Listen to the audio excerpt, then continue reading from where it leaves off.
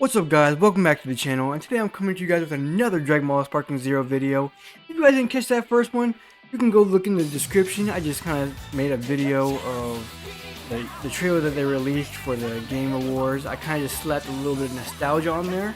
If you want to feel like you've been playing Dragon Ball Tenkaichi 3 back in 2007, please go check out that video. You will feel like you are living the glory days, which was the peak of all Dragon Ball games. So please go run up the views in that video and come back and watch this one. Or, you know, you can watch it after this video. It's up to you. But there's a few things I want to talk about for this video precisely. I, of course, want to break down the trailer and talk about a few things that I've discovered by researching this game on the internet and what people have said about it. So we're going to go through that all right now, and let's get on into it.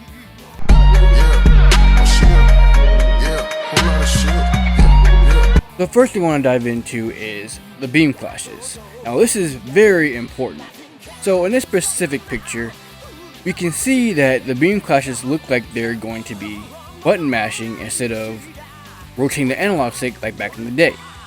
Now the reason why I say that this is very important is because if you played Tenkaichi 3 back in the day, or actually any of the Tenkaichi games, even the Budokai games, what did you have to do? You had to rotate the analog stick, and how many of you guys were so down bad that you had to constantly buy new controllers?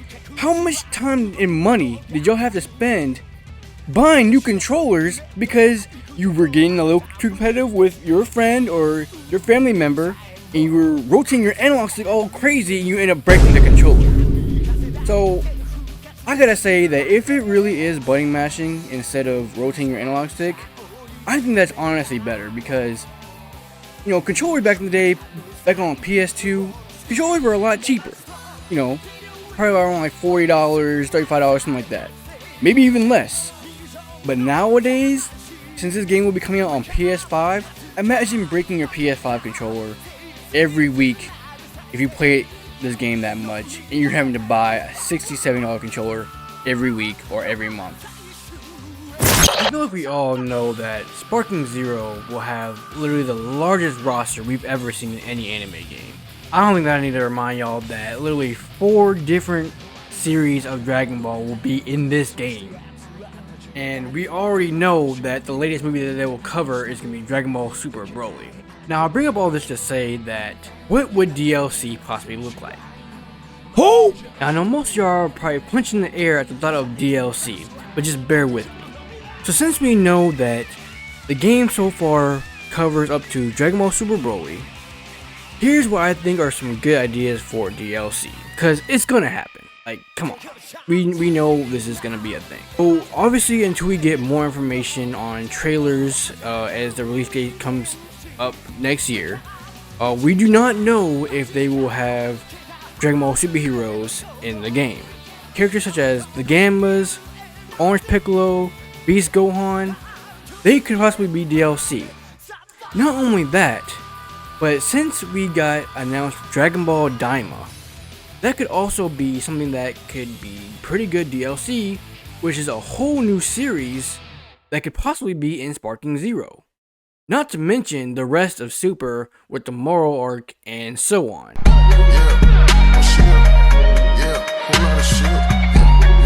So on Monday of this week, the VJumps for the Sparking Zero game finally released. It took me a while to get to these because I was trying to find the translations for them. It took me a while to scour the internet to find these translations, but I finally have them, and I kind of want to read them to you guys so that way y'all know exactly what is being said in these VJump leaks. So I found this actually on Reddit. So the VJump link starts off by saying, "The one the world has been waiting for. Relive the legendary Super Warrior experience." That is very much what we were trying to do. Over a decade later, the epic series took the world by storm is back. The #1 Sparking series, the latest entry, is finally unveiled. So then it goes on to say, this little paragraph under that, there's a little paragraph right here under it where it says #1 Sparking. It says, The charm of the series is overwhelming number of playable characters, which is like what I said earlier. This is definitely going to be the biggest roster we've ever had in any anime game. High level of action and skills reproduced in the game. So that's obviously what we could see in the trailer by, Goku and Vegeta fighting. Because it did say, if you saw in the little corner, if you've seen the trailer, which I've shown multiple times throughout this whole video, you can even go back and look at it. There's a little text box in the corner of the screen that says actual gameplay. Whether that is induced to change in the future, we do not know just yet. But as for what they have shown so far, that is actual gameplay.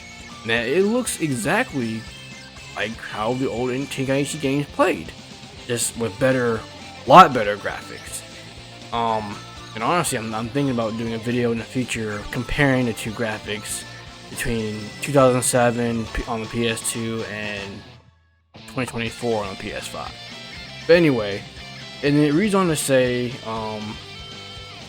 there's also a little side note that says the developer's dedication to the covering every Dragon Ball game character has given given players around the world a true becoming of the character experience. On the next page, it goes on to say an overwhelming number of Super Warriors appear, a super dense lineup that will even get fans going. So again, they're putting a great emphasis on how big the roster is, as if we don't already have a picture of how big this roster is going to be. It's huge. It's literally huge. We got, like I said earlier, we got 4 different franchises of Dragon Ball literally in one game. So the rest of it says, sparking battles. Move at super high speed with flight while maintaining the series' traditional battle system of rush, attacks, and blowback pursuits. The fight was evolved into an even speedier and exhilarating 3D Dragon Ball animation. The next one goes on to say, sparking special attacks. A super explosion from Vegeta's Gallic Gun. Has Gallic Gun ever been flashy before? It boasts massive firepower and sends obstacles like boulders and buildings flying along with the opponent. We can't wait for the day to use it ourselves.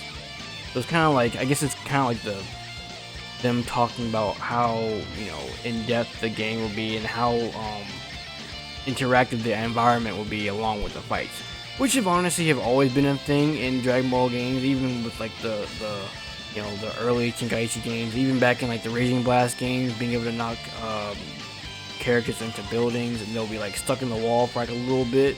So they've always done a pretty good job with that in Dragon Ball games, with making the environment around the characters very interactive instead of having a stale background or having it seem like the background is just completely cardboard. So at least that's good that they're going to continue to do that, because that's what adds to the experience. Okay, and then it also says sparking transformations. You know how that is. That's where it comes in with Goku early, Goku mid, and Goku end. Goku transforms into Super Saiyan God Super Saiyan with a look of great spirit. This time around, charging up your ki causes the wind to stir and the weather to also changes. Oh, now that right there is new. Never before has you powering up made the weather around you change. I mean, obviously before, like I said, with the interactive background, if you cause like damage to, if you like take Frieza for example in the trailer, if you use Frieza's special move, it destroys the planet and the place will become desolate. It'll if you throw it on Namek will become destroyed. If you throw it on Earth will become destroyed. So it's nice that they're adding a little bit more perks in there rather than just having a destroyed planet or destroyed boulders, if you will. Again, like I just said with the environment, it goes on to say the environment that changes with each moment and punch-packed production will take your super soldiers' experience to even greater heights. And then it also ends by saying characters from Dragon Ball Super will also be playable, as if we didn't already know from the trailer. So it seems like a lot is going to be rehashed, which in this case is fine, because we're getting a lot more stuff. This is honestly a fan favorite game. It's you got your rehash things, as in like your forms your interactive environment, but you also got new things like having the weather change when you're powering up. Like, that's definitely something that would happen in Dragon Ball. You know, you see Goku power up, you have the lightning flying everywhere. It's just, you know, they actually do something like that. That would be insane. So I'm very happy about that. So what do y'all think from all the information I've given y'all and the VJumps that have coming out? Also, I will leave a link if y'all want to read the VJumps for yourself. You know, and you want to do a little more investigating. I'll leave that in the description below. Also, just a little fun fact about the sparking. So I know y'all noticed me saying sparking a lot, and then also the name of the game being Sparking Zero.